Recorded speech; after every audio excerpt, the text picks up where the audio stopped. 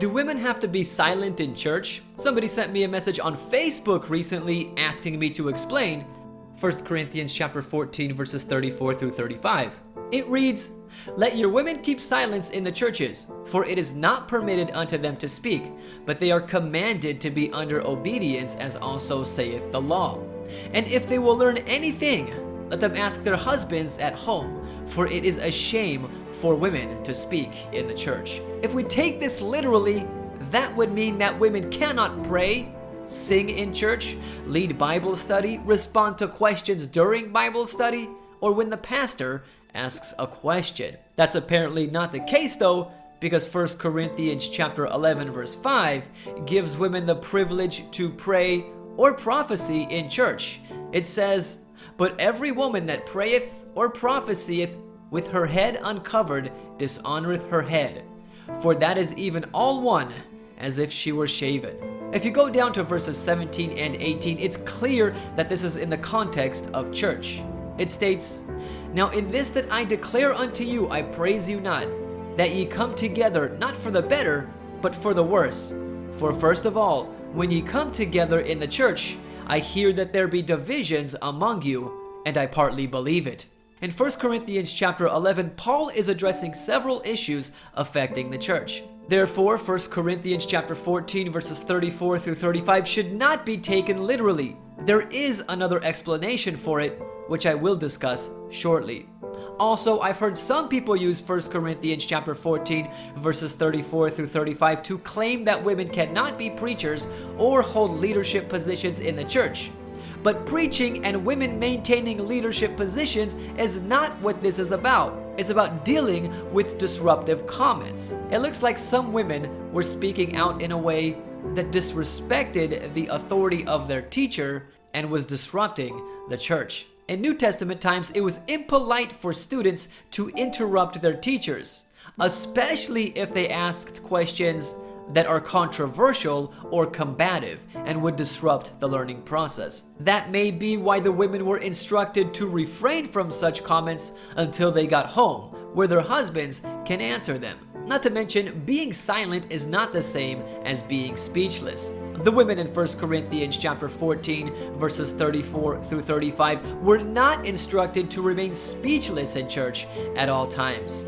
Rather, their silence was in reference to avoiding arguments and disruptive comments that caused disorder to the church service. It's like when you're arguing with your kids and you tell them to be silent or keep quiet so they will stop arguing with you.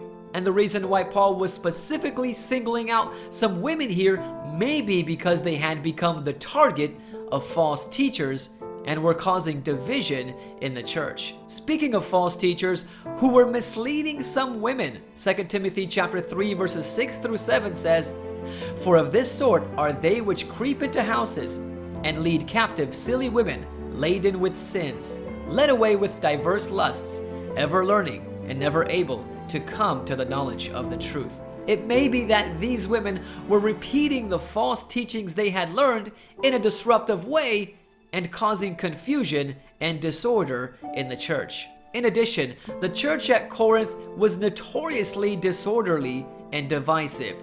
And Paul's instruction to the women in 1 Corinthians chapter 14 was a matter of reforming the church to restore order and harmony. This is demonstrated by 1 Corinthians chapter 14 verse 33, which says, "For God is not the author of confusion, but of peace, as in all churches of the saints." And 1 Corinthians chapter 11 verse 18, which reads, "For first of all, when ye come together in the church, I hear that there be divisions among you, and I partly believe it."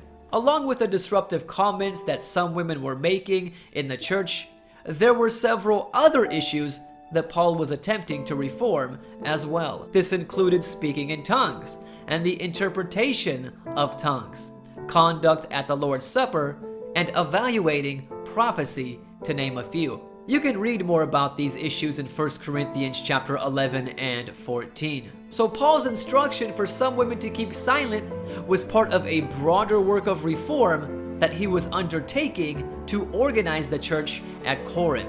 1 Corinthians chapter 14 verses 34 through 35 does not mean that women should remain speechless in church. It dealt with a specific issue of some women causing disruptions during church service with their comments, possibly because they were divisive and combative. Not to mention, this was part of a broader work of reform to organize and bring harmony to the church. Thanks for watching. Subscribe if you're new. Make sure and click on the notifications icon next to the subscribe button so you don't miss any of my future uploads. And also check out some more of my videos by clicking on the screen. I have a lot of good Christian videos, which I'm sure you'll enjoy if you liked this one. God bless you.